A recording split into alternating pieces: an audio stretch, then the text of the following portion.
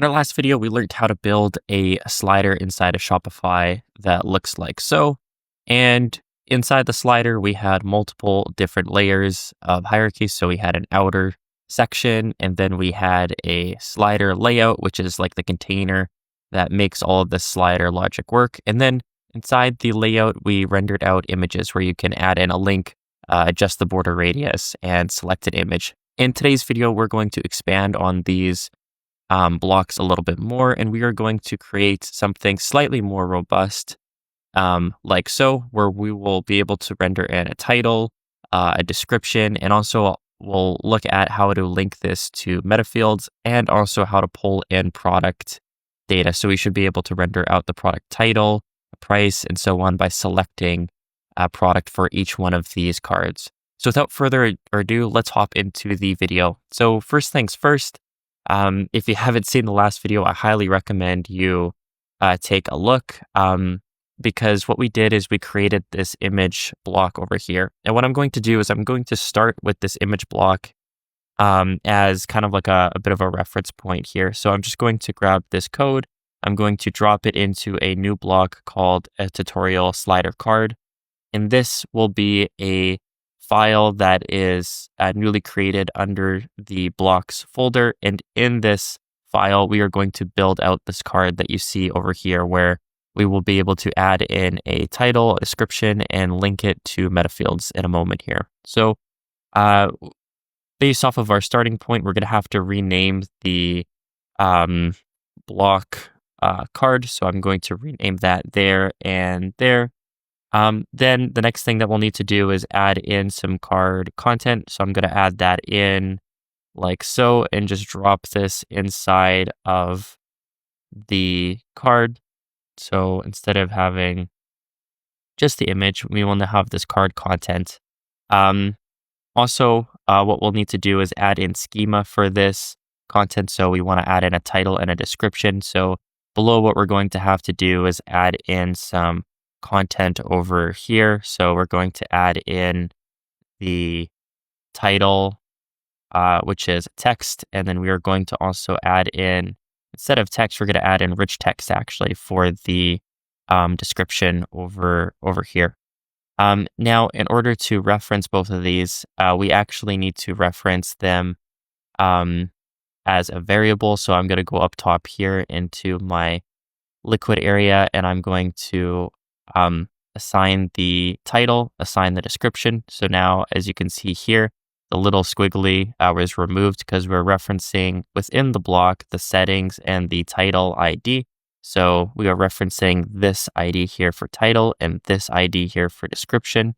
And you can see that it reflects above over here. So now if we go back into the theme customizer here, and I'm going to hide my demo, and I'm going to pull up our slider from last time, you'll notice that we still have this image block in here, which isn't what we want. We want to add in the card block. So I'm going to remove these images and then go back inside the theme, inside of cursor here.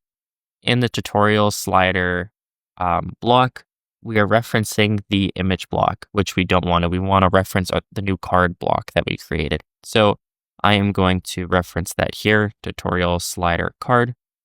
And now if we go back inside of the editor and refresh, you'll notice that we'll be able to go add block and then add in the new card block that we created. So I'm just going to duplicate this, 4 times or so. And we'll just have to hit refresh here just so that we can see it. Now it looks pretty similar to what we had previously, but note that no text is showing, because inside of our tutorial card here, we don't have any text within the title and within the description. So we have no default text that's provided, so it shows up as blank, but we can add in, for example, a card title, and then we could say this is a description.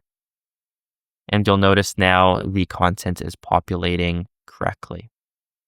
So that is looking decent. At this point, there are a few different styling things that we can do to make it look a little bit better. So for example, card content, let's make that, have a little bit more padding, and let's add some, a font size of 14 pixels to the paragraph description. We'll make the H3, which is our title, have a thicker font weight and a font size of 16. And I'm actually going to bump this up to 18. And actually, I don't want to have any card padding, but what I like around everywhere, but what I want to do is padding top, and we're going to have that at 16 pixels. So now if we refresh here, these few little styling tweaks should already be making this look a lot better. And yeah, it already looks better.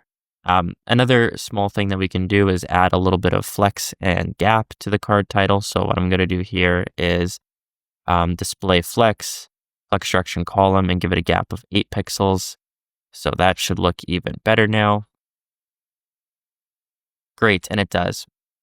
One last thing that we're going to do before we start adding in the metafield content is, before we just had this link that would span around just the image, but what we actually want is for this link to span around the entire card. So what I'm going to do is pull this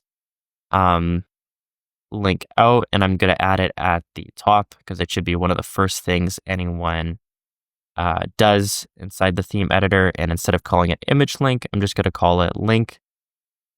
And then instead of it just wrapping around the image, what I'm going to do is actually have that wrap around everything. So I'm going to pull it out from there. I'm just going to pull it into here. And that is a little bit messy, so I'm just going to add some spaces here. Now, if we refresh, you'll notice that we have this really wonky styling, which isn't what we want.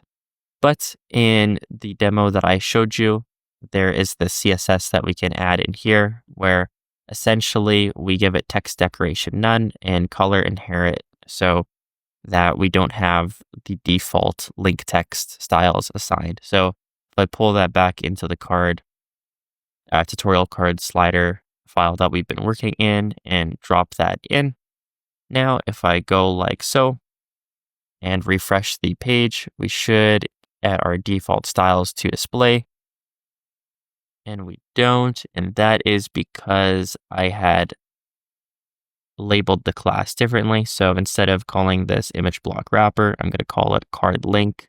Great, and that's looking good. Now, you can probably clean up some of these classes. Like, for example, this isn't technically an image block anymore. It's a card block. And in our previous tutorial, we had a card or a div around it called glaze slide, and we don't actually need that either.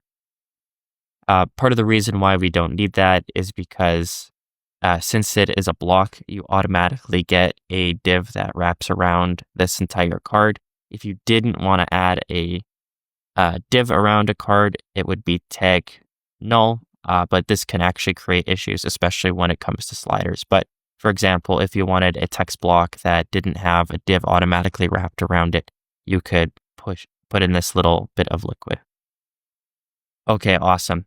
Now, at this point in the video, what we can do is actually add in dynamic content. So if this was on a specific page, like let's say you had different templates inside of Shopify, like you had, I don't know, we'll say like a product template 1, product template 2, product template 3, and so on, and you wanted different content to display within the card, what you can do is click on this dynamic sort here and then hit add definition.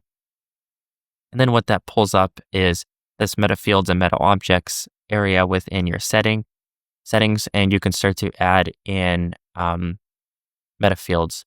Now, there's different types of meta fields you can create. There's product meta fields, collection meta fields, page meta fields. So depending on what type of template you're creating, that dictates what type of meta field you're going to create. So for example, for products, if we were going to put this on a product page, what we'd want to do is create a product meta field. So if I add a definition in here, and let's just call this title, and we will say that it's a single line text. For the description, you would have to put in rich text. We will hit save here. We now have our meta field created. Now you may be wondering, how do we use this? And honestly, That is a solid question. And the way that we would use this is we would go into our products, and for this coffee product I have here called Light Sunrise Blend, we would go all the way down, and then inside the title, we would say Light Sunrise Blend and hit save here. And now we have some content within the title.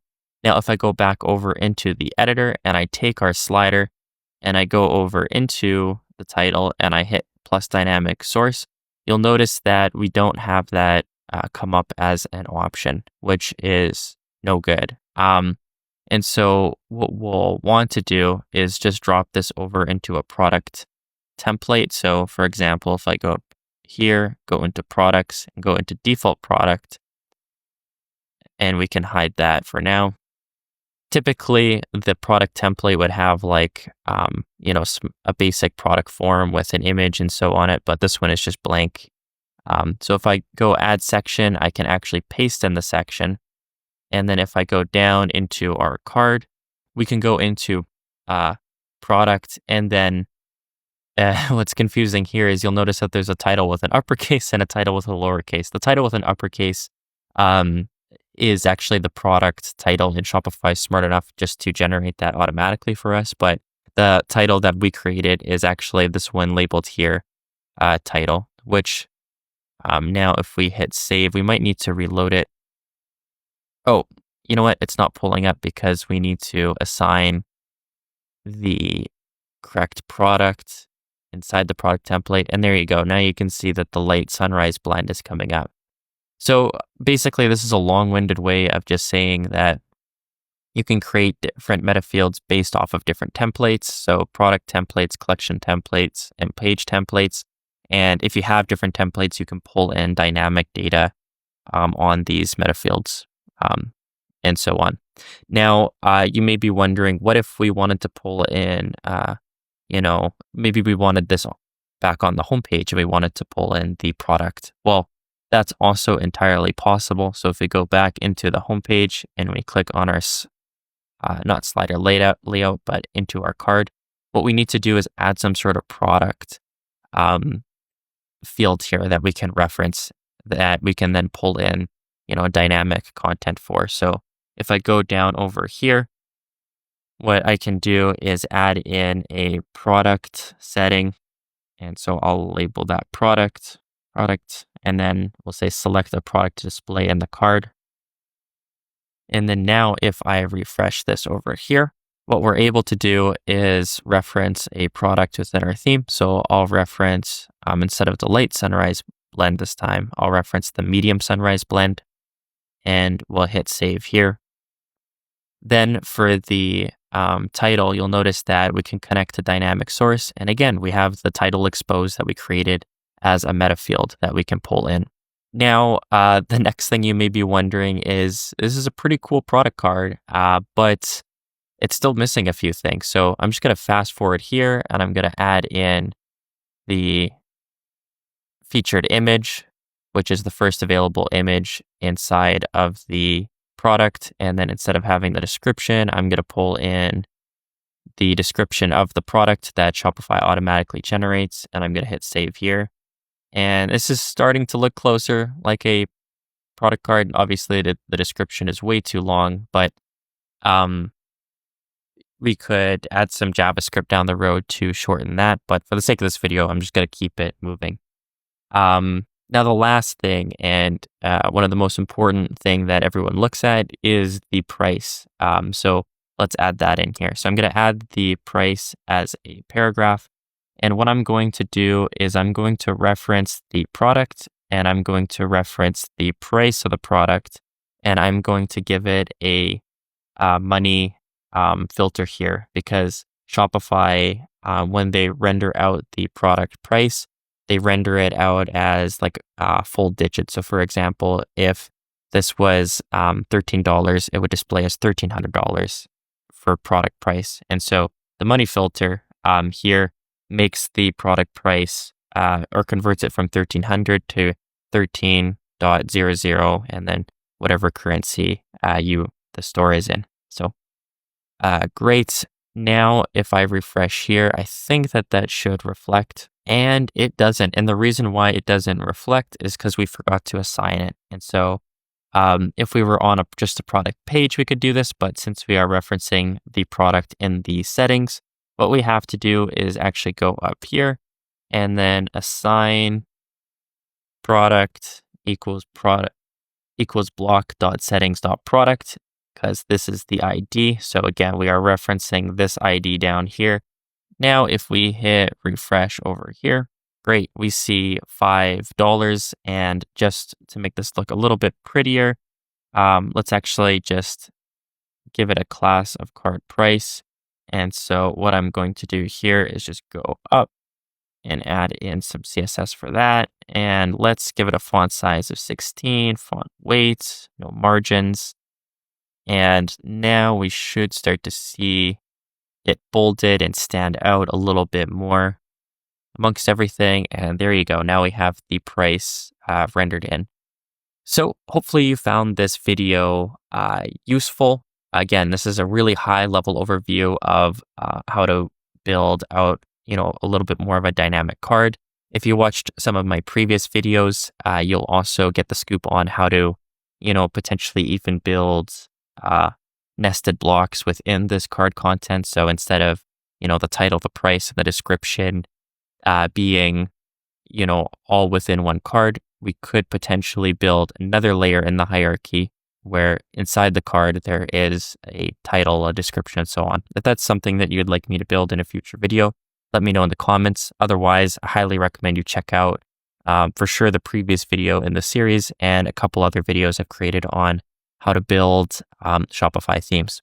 Also, before I go, if you've been following up until this point, I do have an app called Flexi where I have been using these techniques of building sliders for years, and it's a really polished professional app that a lot of Shopify Plus stores are using. It's meant for bigger brands, but if you have the technical knowledge to build all of this, you could definitely use this slider section and even build within the slider section if there's not something available. But this slider library uses, again, the Blaze slider and some of the techniques that I've been showing up until this point.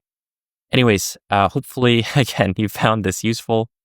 Please comment if you want me to build something else in Shopify. I quite enjoy making coding tutorials and hope you have a great rest of your week. Cheers.